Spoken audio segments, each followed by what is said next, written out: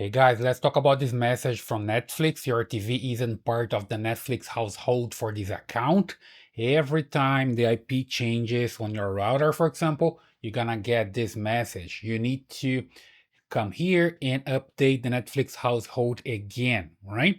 Or if you're traveling, you have a new IP for your device, Netflix is gonna trigger this as well. So basically it's related to your IP or the IP of your router. You need to come here, update Netflix household, and you can select here the way you're gonna do it, right? Send email, for example, to your account.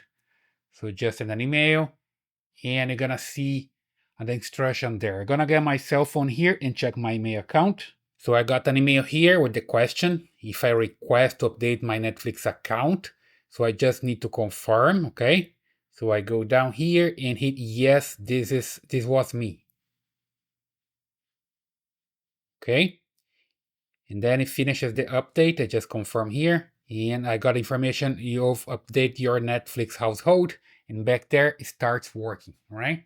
So unfortunately, you have to do this every time there's a change on your IP, meaning your router restart. You need to do this all over it again, right?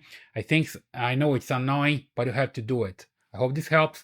Leave your comments here, subscribe to this channel, and I see you in the next video.